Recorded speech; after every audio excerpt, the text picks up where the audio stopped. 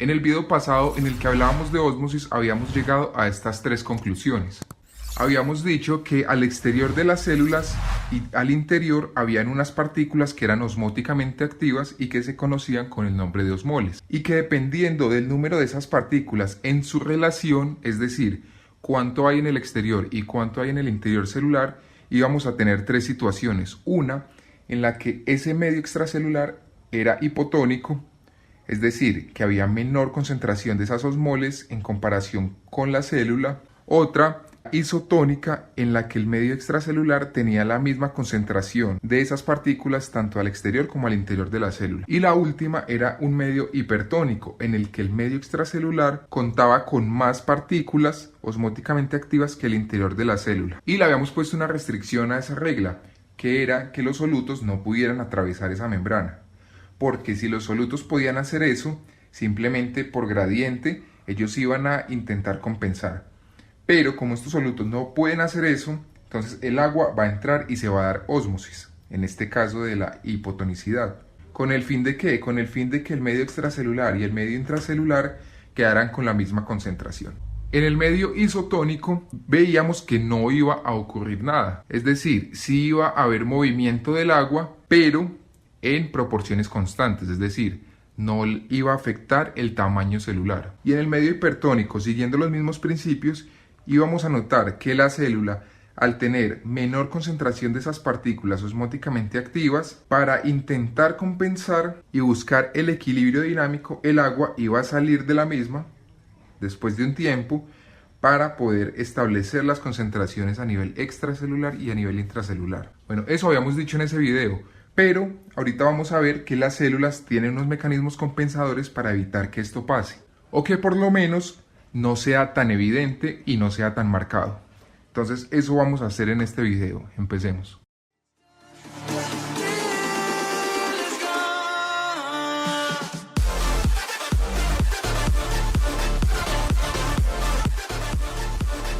Vamos a ver el primer caso. Vamos a suponer que la célula está disminuyendo su volumen.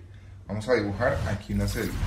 Si nosotros a nivel extracelular tenemos una concentración osmolar, supongamos que de 300, como para darle números a esto, y una concentración osmolar intracelular de igual magnitud, las concentraciones son iguales y no va a pasar nada con la célula, se va a mantener estable. Entonces, para que haya una disminución de volumen, ¿qué tiene que pasar? Que la osmolaridad a nivel extracelular aumente. Entonces pongámosle aquí, que aumentó a 500. ¿Sí? Ya sabemos que si hay mayor osmolaridad a nivel extracelular, ¿qué va a pasar con la célula?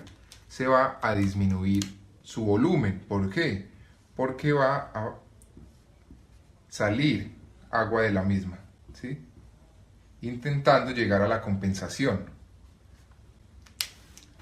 Ahora, ese volumen, por ejemplo, ese volumen celular que estaba al 100%, luego del aumento de la osmolaridad pasó a un 70%. Un ejemplo, solo estoy diciendo que está disminuyendo el volumen celular, ¿listo? Entonces, cuando sale el agua, ese volumen va a pasar de ser este a ser este. Cuando sucede esto, entonces la célula ya quedaría con un volumen inferior al que tenía, en este caso 70%, pero las concentraciones ya van a ser las mismas. Tanto a nivel extracelular va a ser de 500 y a nivel intracelular va a ser de 500. ¿500 qué? 500 osmoles. Ahora, esta célula no se queda así. Y cuando eso pasa, esta célula lo que está haciendo es respondiendo a esa disminución de volumen, activando unos procesos para captar solutos. Eso se le conoce con el nombre de aumento regulatorio de volumen. Vamos a explicarlo. Bueno, aquí entonces ya tenemos a la célula como lo habíamos dejado. Ya su volumen está disminuido, disminuyó a un 70% de lo que era, y las concentraciones a nivel extracelular y a nivel intracelular siguen siendo las mismas. Pero ahora lo que está haciendo este aumento regulatorio de volumen es intentar volver a llevar este volumen a la normalidad, es decir, a 100, manteniendo la misma osmolaridad para que no haya ósmosis. Entonces, ¿cómo hace la célula? Bueno, dependiendo del tipo celular se van a activar ciertas vías u otras, Pero a nivel general lo que va a suceder es lo siguiente. Lo primero que vamos a decir es el efecto que tiene el agua. El agua por sí sola se puede disociar libremente. ¿Se puede disociar a qué? A partículas de protones, de H+, y a partículas de hidroxilo, de OH-, ¿sí? Por simple disociación. Recordemos que esto sale de la fórmula de la disociación del agua. Nosotros tenemos dos moléculas de agua que se pueden disociar en un ion hidroxilo y en un protón. Nosotros tenemos que tener en cuenta que el agua se comporta como una molécula anfótera. Eso quiere decir que es capaz tanto de comportarse como un ácido o como una base. Un ácido es una sustancia química que puede donar un protón. Y una base es una sustancia también química capaz de aceptarlo. Entonces, esta fórmula que me está diciendo a mí, que esto al disociarse tiene la capacidad de entregarle a esta otra molécula un protón. Por eso es que esta, cuando lo entrega, pierde su carga positiva y queda el ion hidroxilo, y esta al ganarlo queda el protón. Pongo protón, pero en realidad esto se conoce como H3 o más. Esto es lo mismo que tener un protón, ¿listo? Hasta ahí vamos bien. Entonces, en este caso, como esta molécula está donando este protón, sería el ácido 1, y esta que lo está aceptando sería la base 1.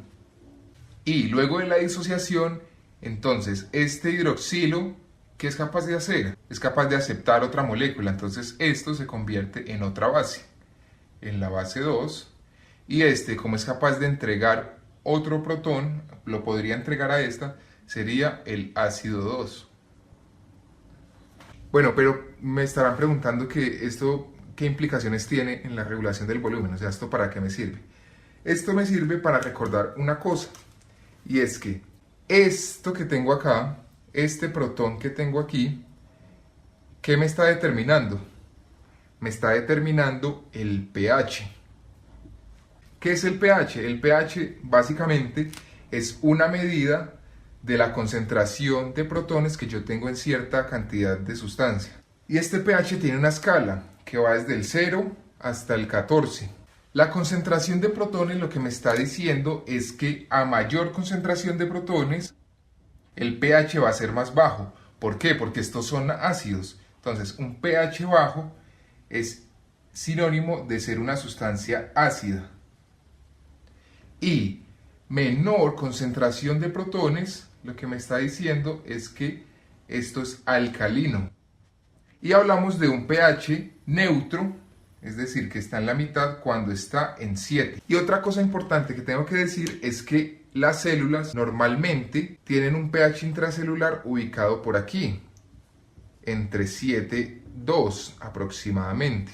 Y a nivel extracelular es un poquito más alto, es de aproximadamente 7,4. Bueno, quería explicar esto porque es importante tenerlo en cuenta para saber qué es lo que está haciendo la célula y por qué lo está haciendo. Entonces, lo que les estaba diciendo, el agua se va a disociar espontáneamente en protones y en hidroxilo. Estos protones que tengo aquí van a querer salir. ¿Para qué? Para entrar otra cosa. Entonces se activa un transportador, una proteína transportadora. Se activa la proteína transportadora NH1. Esto es un intercambiador de protones con sodio. Ya sabemos que a nivel extracelular hay mucho sodio acumulado, entonces la célula intentará aprovecharse de eso. Va a sacar estos protones hacia el espacio extracelular y los va a intercambiar por lo más abundante que hay allá. Y además es porque este transportador trabaja con sodio, entonces él va a entrar sodio a la célula y va a eliminar protones. Esto es lo primero que hace esa célula para intentar regular el volumen. Al entrar sodio, va a entrar agua con él. Pero aquí viene entonces la explicación que les estaba dando acerca del pH. Porque las células, al eliminar estos protones, ¿qué está pasando con la célula? Se está alcalinizando porque está perdiendo ácidos. Y eso no puede pasar. Las células tienen que tener una regulación de un pH estable para poder funcionar correctamente. Si no, no lo van a hacer. Porque dentro de las células hay muchas sustancias que también se comportan como ácidos y bases. Y eso no se puede permitir. entonces la célula, en un intento de compensar la salida de estos ácidos, va a activar otra proteína transportadora, que en este caso va a ser un intercambiador de cloro con bicarbonato, porque sabemos que la concentración de cloro a nivel extracelular también es muy grande. Entonces esta célula va a intentar, por un lado, regular su osmolaridad al atraer cloro a su interior, y por otro lado está intentando compensar esa falta de ácidos pulsando bicarbonato, porque por si no lo saben, el bicarbonato es alcalino. Entonces, al perder sustancias ácidas, también debe de perder sustancias alcalinas en la misma proporción para que esa escala de pH no me cambie. Hasta el momento la célula, ¿qué ha hecho con las partículas osmóticamente activas? Está ingresando sodio y ha ingresado cloro. Ese sería como el efecto inicial, ¿cierto? Que la célula está entrando sodio y cloro para intentar aumentar la cantidad de solutos que hay a nivel intracelular para que pueda entrar después agua. Pero hay que recordar un transporte muy importante, que es el que hablamos en el video pasado, y es que aquí actúa nuestra bomba clave, que es la bomba sodio-potasio ATPasa, que lo que está haciendo es sacando el sodio, saca 3 iones de sodio e ingresa 2 iones de potasio, ¿sí? Ya lo habíamos explicado en el video pasado. Así que el efecto neto es ¿cuál? Miren que el sodio que había entrado es vuelto a sacar hacia el espacio extracelular. Así que en realidad este sodio no está interviniendo, sino que es que el potasio. El potasio es el que está ganando la célula. Por lo que las concentraciones elevadas a nivel intracelular de potasio y de cloro son las que van a aumentar las partículas osmóticamente activas a nivel intracelular. Y estas partículas osmóticamente activas lo que van a hacer es atraer ¿a quién? Al agua. Y este volumen celular va a dejar de pasar de 70% a estar otra vez normal, es decir, al 100%. En conjunto con todo este proceso, la célula al mismo tiempo podría activar otro transportador que está ingresando 3 cosas. Al mismo tiempo, ese transportador está ingresando sodio, está ingresando potasio y está ingresando cloro. Ese transportador se conoce con el nombre de NKCC1. O sea, todo esto lo puede hacer en conjunto, pero entonces recordemos que ese sodio vuelve y sale, y que a final de cuentas lo que está haciendo este aumento regulatorio de volumen es ingresarle a la célula potasio y cloro para que aumente el número de partículas osmóticamente activas y pueda entrar agua. ¿Qué otra cosa importante faltó decir aquí? El tiempo. ¿Esto en cuánto tiempo se da? Las células, ¿cuánto tiempo tardan haciendo esta regulación? Esta regulación de volumen, que es una regulación aguda, rápida que las células hacen, esto se hace de segundos a minutos, se activan estos mecanismos. Pero ¿qué pasa cuando ese volumen es tan exagerado que con estos mecanismos es imposible de regular? Es decir, toda esta regulación es a corto plazo. Entonces esta es la de segundos y minutos. Hay una que es de horas o incluso días. ¿Y esa cómo se da? Bueno, aparte de todos estos mecanismos que ya la célula intentó hacer, pero que no fue posible establecer su volumen, se van a activar otras cosas. La regulación que hace las células a largo plazo ya no son con los iones que estaba intentando ingresar a la célula, sino que ahorita va a utilizar osmolitos que tengan nivel intracelular y que se queden allí, que no salgan. Por un lado va a utilizar derivados alcohólicos de azúcares, como por ejemplo el sorbitol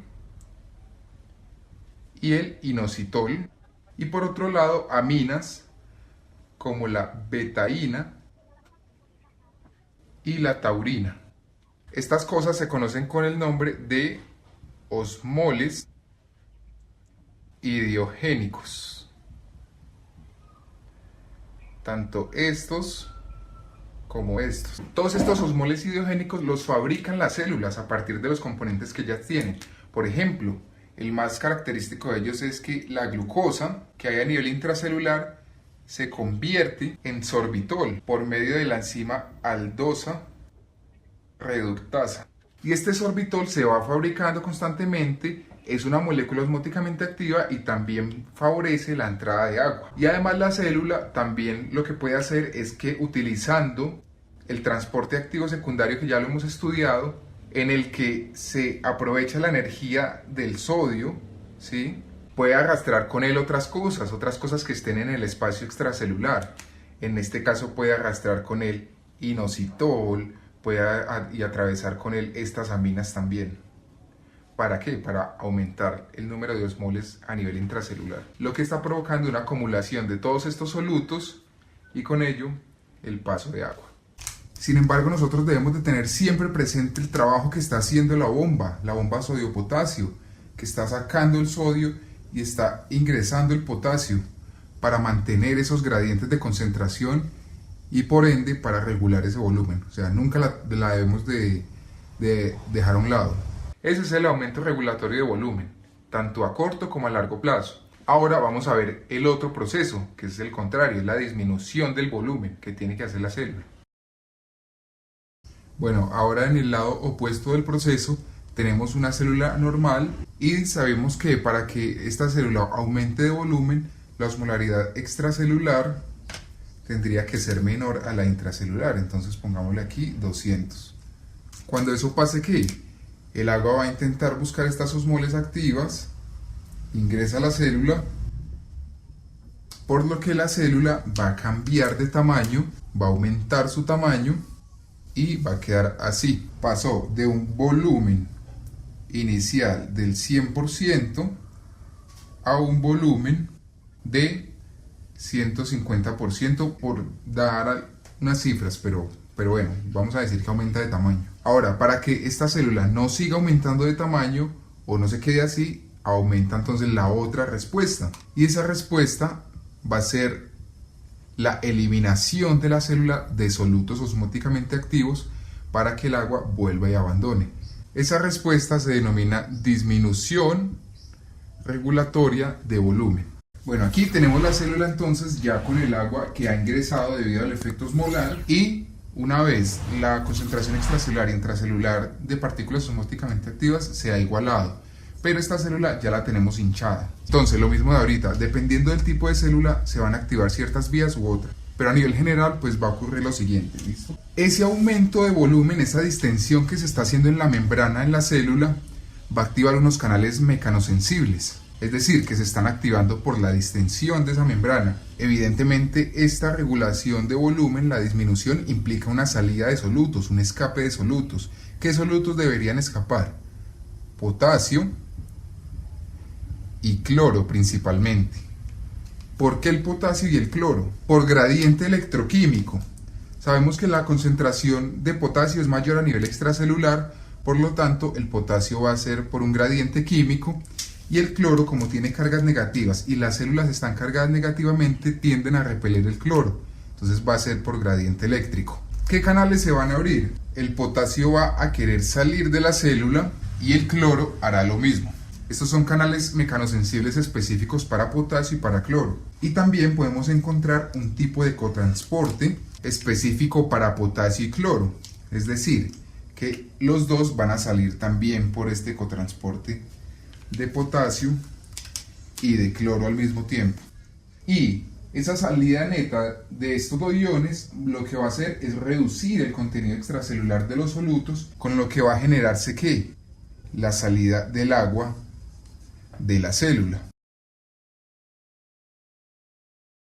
Y con ello se va a restablecer el volumen que se había ganado de pasar de un 150% a un 100% a la normalidad, por lo que esta célula volverá a su tamaño original, o por lo menos lo intentará hacer. Otra cosa que hay que tener en cuenta y que no les había mencionado es que los mecanismos que está haciendo la regulación del volumen, tanto la disminución como el aumento, por ejemplo, si en este caso yo estoy intentando disminuir el volumen, se van a activar vías para sacar solutos y se van a inhibir las vías que los dejan entrar. También ocurrirá lo mismo con el ejemplo anterior.